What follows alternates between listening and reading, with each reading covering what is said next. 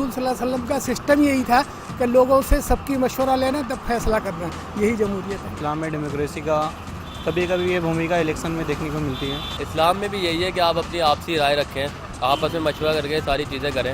इस्लाम में शूरा का कॉन्सेप्ट है, तो शूरा में वही लोग होते हैं जो क्वालिफाइड होते हैं। मदीना के अंदर प्रॉफिट सल्लल्लाहु अलैहि वसल्लम का चुनाव किया था, मदीना के लोगों ने उनको कबूल किया था। Sorry, I don't have any idea about it. इस्लाम एक मज़हब है और जमहूरियत उसको एक तरीका है चलाने का।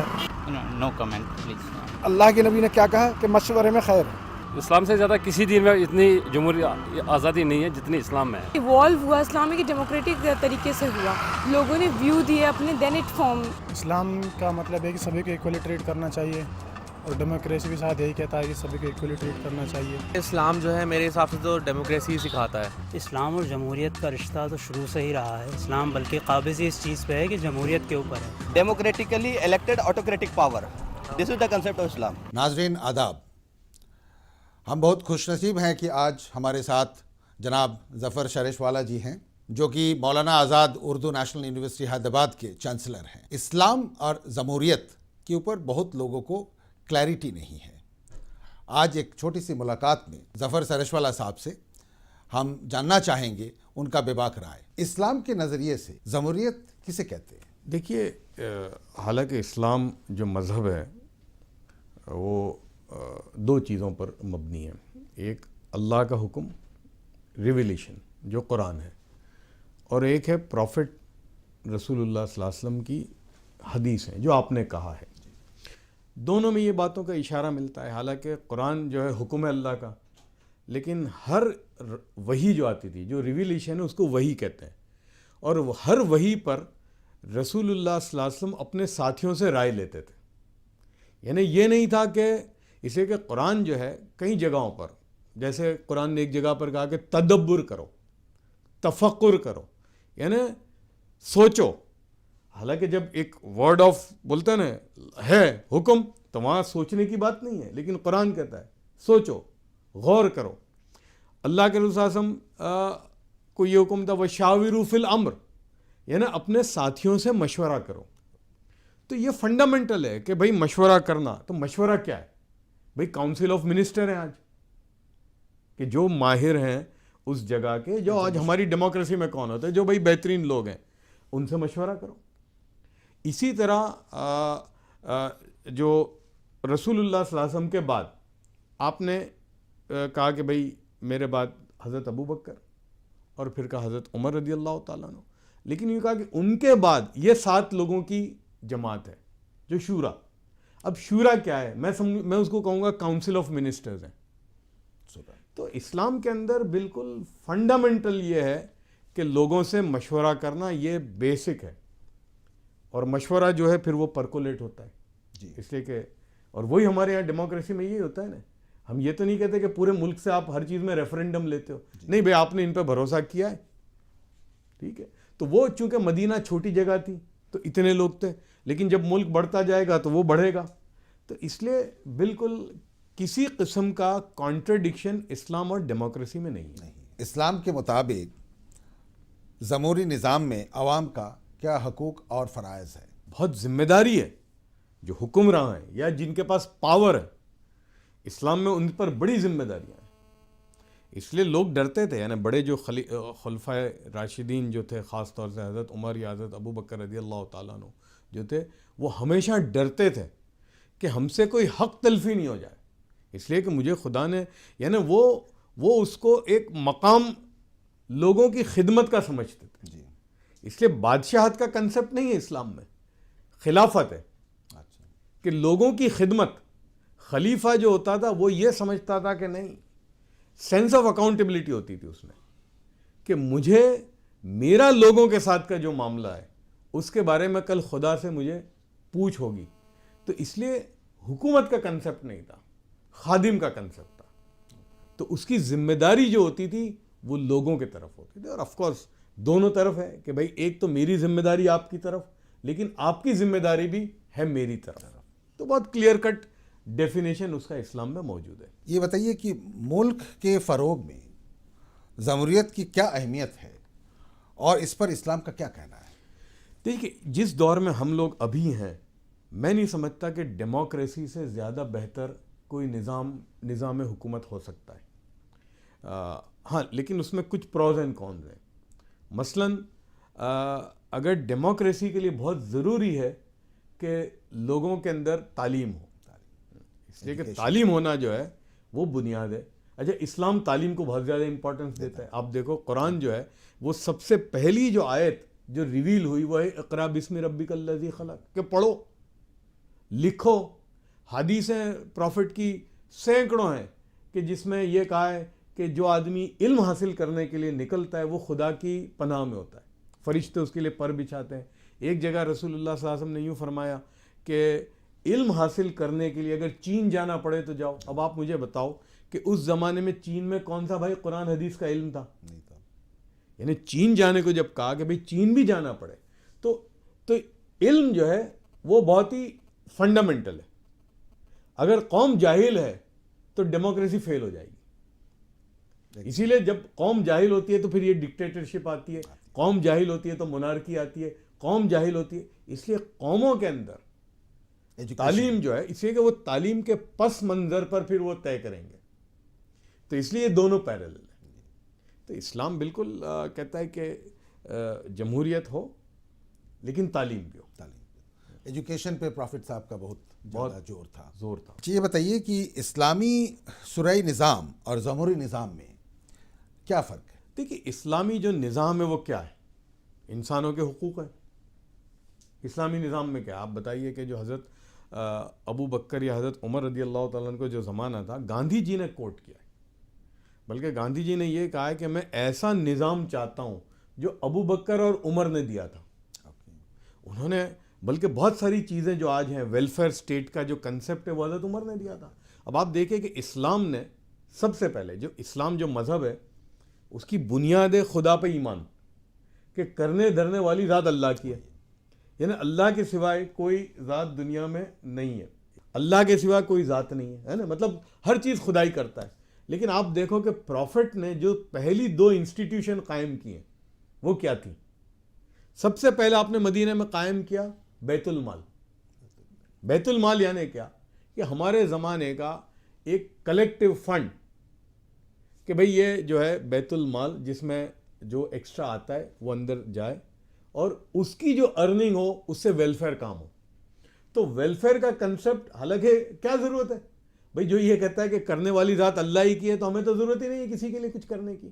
لیکن پہلی جو انسٹیٹیوشن آپ نے قائم کی وہ تھا بیت المال, اور اس کے بعد وقف اوقاف. اب یہ بہت ہی ایبیوزڈ ورڈ ہو گیا آج کے دور میں, لیکن وقف کیا تھا کہ بھئی وقف جو ہے وہ عوام کے لیے ہے, عوام کے, اس میں بیواؤں کے, یتیموں کے, بچوں کے, وڈو کے, بچوں کے سارے نظام کا قائم کرنا. تو یہ جو سسٹم ہے ویلفیئر کا جو آج ہماری ڈیموکریسی میں کیا ہے بھئی منریگا لے لو آپ, یا کہ بھئی غریب آدمی جو ہے اس کے لیے کوئی سسٹم تو ہونا چاہیے. اسی لیے آپ دیکھو زکوٰۃ, بھئی زکوٰۃ کا نظام کیوں ہے کہ مالدار سے غریب تک جائے. دیکھیں اسلام نے ایز اپوز ٹو انٹرسٹ زکوٰۃ کا نظام, انٹرسٹ کے نظام میں کیا ہوتا ہے کروڑوں لوگوں کا پیسہ چند لوگوں کے پاس آتا ہے, یہی ہوتا ہے نا. ایک دم ایک ساہوکار ہوتا ہے, غریب ہیں, سب کے پیسے اس کے کھینچ کے لے کے آتا ہے. اس کے مقابلے میں اسلام کا جو نظام ہے وہ زکوٰۃ کا ہے کہ ایک آدمی سے کئی لوگوں تک جائے, کہ بھائی مال اللہ نے تم کو دیا ہے لیکن یہ ذمہ داری تمہارے پڑوسی کی. اس لیے دیکھیے اسلام میں پھر پڑوسیوں کے حقوق ہیں. حدیث میں یہ آتا ہے کہ وہ ہم میں سے نہیں جس کا پڑوسی بھوکا سوئے. پڑوسی کے حقوق ہیں پورے غریبوں کے. اس لیے دیکھیں اسلام میں یہ جو ٹیکس کا ہو گیا لیکن اس کو زکوٰۃ ہے, صدقہ ہے, خیرات ہے, مطلب الگ الگ موڈ سے غریب آدمی تک مال پہنچنا چاہیے. تو وہی چیز آج ہے.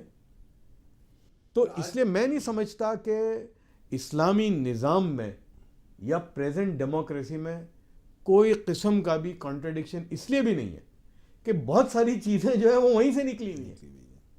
تو اس لیے میں سمجھتا ہوں کہ اس کو آج ہم لوگ مینیج ٹھیک سے نہیں کر رہے ہیں. جیسے وقف मिस मैनेज्ड है। बल्कि वक़फ़ के बारे में तो ये आता है कि मुझे याद है कि वक़फ़ की प्रॉपर्टी इसलिए इस्लाम में उसकी बहुत अहमियत है। बल्कि मुझे याद है एक वक़फ़ औक़ाफ़ है किसी मिडल ईस्टर्न कंट्री में, वहाँ पर किसी ने पूछा कि भाई ये वक़फ़ की प्रॉपर्टी हम बेचना चाहते हैं, तो वो मुफ्ती ने जो फतवा दिया कि आप प्रॉपर्टी को बेचकर प्रॉपर्टी ही लोगे, आवाम के काम में आएगा, बिल्कुल आप एनकैश करने की इजाज़त नहीं है आपको।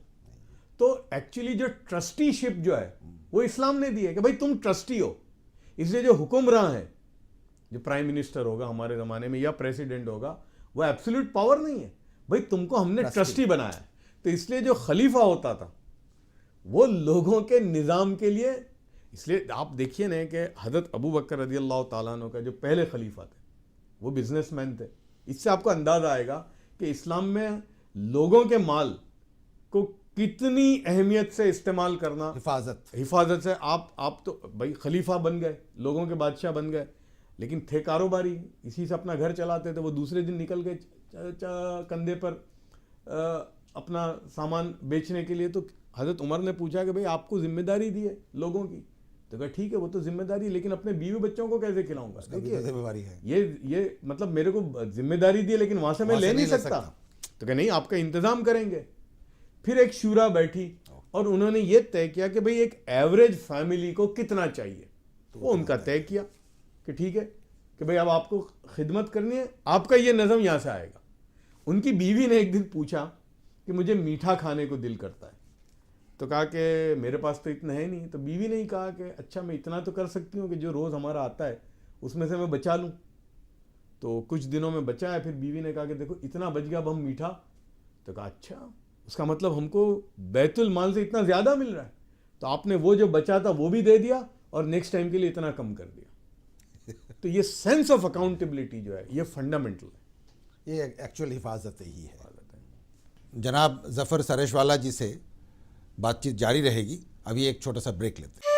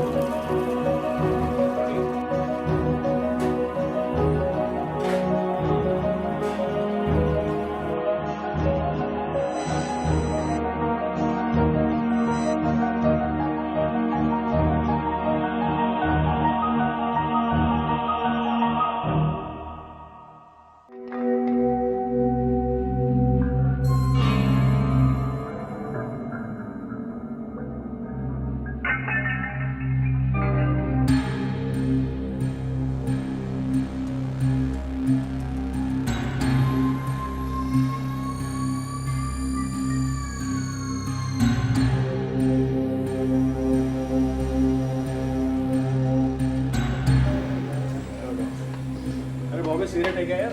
अरे और दादा क्या हाल है? बढ़िया तू सुना? हाँ तो ना मेरे पास में है सुट्टा पिला यार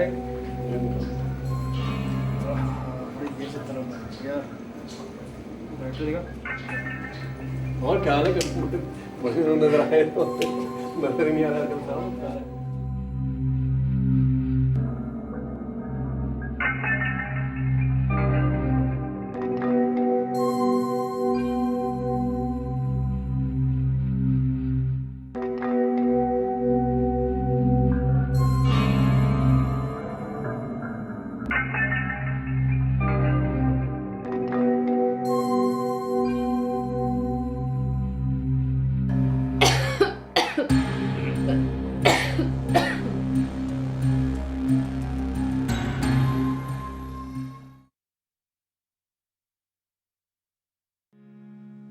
वैष्णव जन तो तेने कही जे पीड़ पराई जाने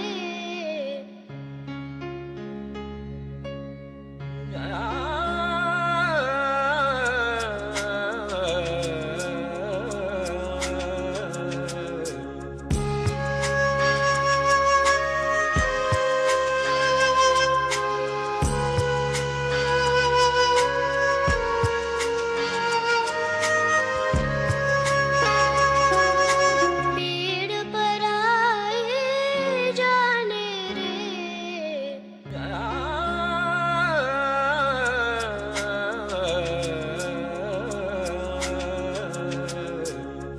वैष्णव जन तो तेने कही जे पीड़ पराई जाने रे।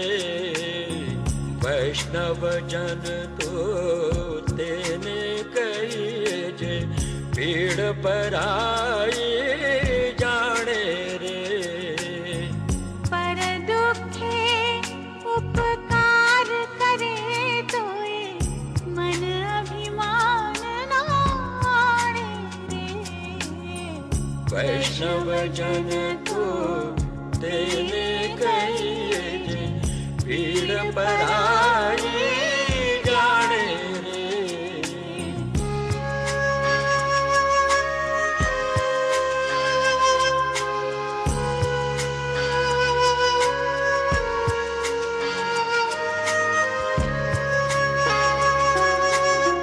सकल लोक मां सोणे वंदे निंदा न करे कीनी रे।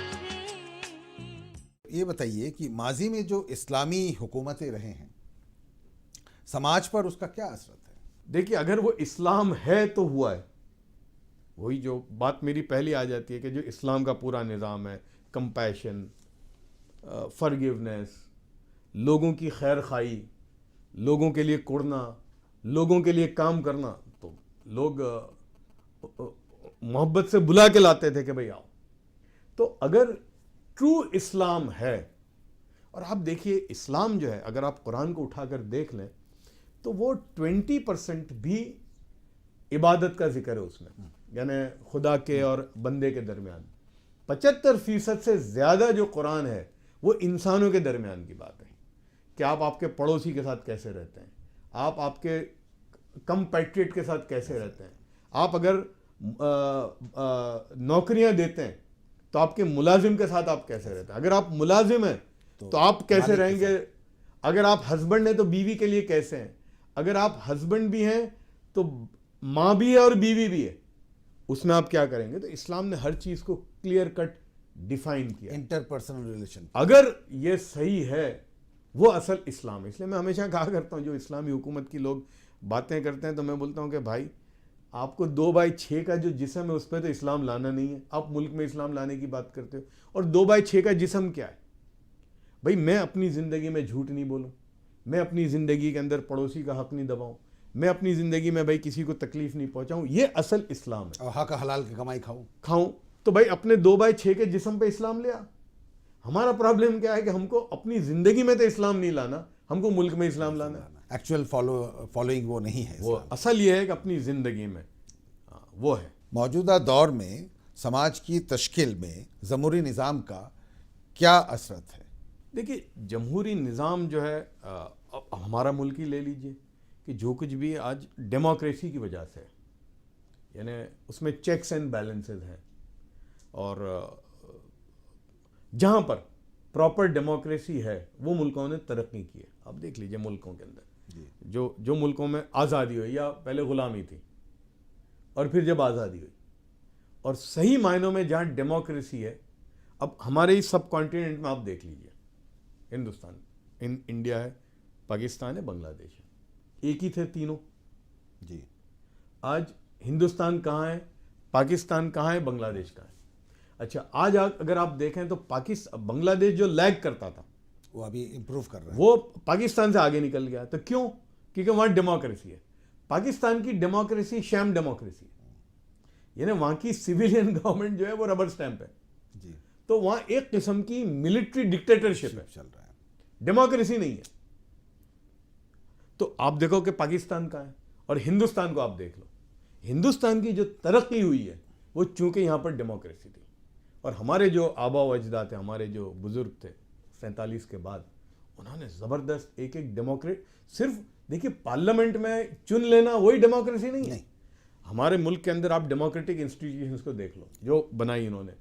بھائی ہمارا ہیومن رائٹس کمیشن ہے, ہمارا کمیشن فار ٹرائبلز ہے, کمیشن فار شیڈیول کا ہے نا, الیکشن کمیشن ہے, نیشنل ہیومن رائٹس کمیشن ہے, ہماری جوڈیشری ہے. تو یہ ڈیموکریسی کی وجہ سے ہماری آرمی بہت مستحکم ہے, لیکن ہماری آرمی ہماری سویلین گورنمنٹ کے ماتحت ہے. تو یہ جو ڈیموکریسی کا جو وہ ہے وہ میں سمجھتا ہوں کہ بہترین, اور آج ہندوستان کی جو ترقی ہوئی ہے وہ اس کی وجہ جو ہے یہاں کی ڈیموکریسی اور یہاں کے ڈیموکریٹک انسٹیٹیوشن مضبوط ہے. اچھا ایک چھوٹا سا کنفیوژن ہمیشہ رہتا ہے. جو علامہ اقبال ایک شاعر تھے, ان کا ایک شعر تھا کہ جمہوریت ایک طرز حکومت ہے کہ جس میں بندوں کو گنا جاتا ہے تولا نہیں جاتا. اس شعر کے بارے میں آپ کا کیا کہنا ہے؟ نہیں دیکھیے علامہ اقبال رحمۃ اللہ علیہ نے جو باتیں کہی ہیں زبردست ہیں, لیکن اس بات میں بھی دم ہے. اس لیے کہ جمہوریت میں وہی جو بات میں نے پہلے کہی تھی کہ اگر آپ کی عوام جاہل ہے, پڑھی لکھی نہیں ہے, تو پھر وہ تولی نہیں جائے گی, وہ گنی جائے گی. لیکن جب عوام پڑھی لکھی ہے, دیکھیے اس لیے فرق تھوڑا ہماری ڈیموکریسی, حالانکہ ہم لارجسٹ ڈیموکریسی ہیں آج پوری دنیا میں, تھوڑی جو کمی ہے ہماری ڈیموکریسی میں اس کی وجہ ایجوکیشن, لیک آف ایجوکیشن ہے. امریکہ اور برطانیہ میں دیکھ لیجئے کیونکہ 100% ایجوکیشن ہے. ہمارا پرابلم اس لیے کہ ہم کو بھائی ملا ایسا, بھائی ہم غلامی سے آئے نا, ٹائم لگے گا. نہیں ہم کو غلامی سے ملا, اور ہم پر نظام تھا انگریزوں کا. انگریزوں نے تعلیم کون سی چلائی تھی؟ ان کو کلرکس چاہیے تھے, ان کو کلرکس پروڈیوس کرنے تھے, تو انہوں نے اس قسم کی ایڈوکیشن سسٹم تھی. لیکن میں داد دیتا ہوں ہمارے بزرگوں کو کہ آپ دیکھو کہ انہوں نے, غریب ملک تھا, آزاد ہوا ہے, مولانا آزاد, جواہر لال نہرو, سردار پٹیل, ان لوگوں نے آپ دیکھیے اس دور میں national institute of design, Indian institute of management, IITs, یعنی ایک جو دنیا کے سطر کی, دنیا کے معیار کی انہوں نے انسٹیٹیوشنز قائم کی. انہوں نے ایڈوکیشن پر زبردست, بلکہ پہلے ہی ملک کے اندر ایڈوکیشن منسٹر تھے جو مولانا آزاد تھے. تو وہ جمہوری نظام ان کو معلوم تھا کہ بھائی ابھی ہمیں تیار کرنا ہے.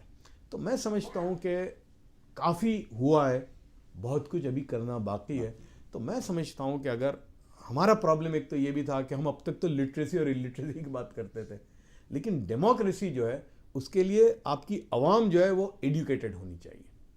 تو اب جس طرح سے پچھلے کئی سالوں سے, اور یہ گورنمنٹ کا بھی ایک فوکس ہے ایڈوکیشن پر, زیادہ سے زیادہ وہ لوگ محنت کر رہے ہیں, اندر ریفارمز کر رہے ہیں جو میں جانتا ہوں کہ ایڈوکیشن کو لے کر. تو ہو سکتا ہے کہ آنے والے کچھ دنوں میں جب ہماری قوم بالکل تیار ہو جائے گی ایڈوکیشن پر, تو پھر وہ تولی جائے گی, وہ گنی نہیں جائے گی. بہت خوب, بہت اچھا آپ نے بولا. اور ہم سمجھتے ہیں کہ آپ جیسے ایک شخص جب مولانا آزاد نیشنل اردو یونیورسٹی کے چانسلر ہیں, بہت لوگ, بہت بچے بہت کچھ سیکھیں گے, آپ سے بہت لابھ اٹھائیں گے. ناظرین, ہمیں امید ہے کہ آپ کو یہ پروگرام بہت پسند آیا ہوگا, اور ایسے اچھے پروگرام لیتے ہم آپ کے سامنے پھر فیوچر میں پیش ہوں گے. खुदा हाफिज़।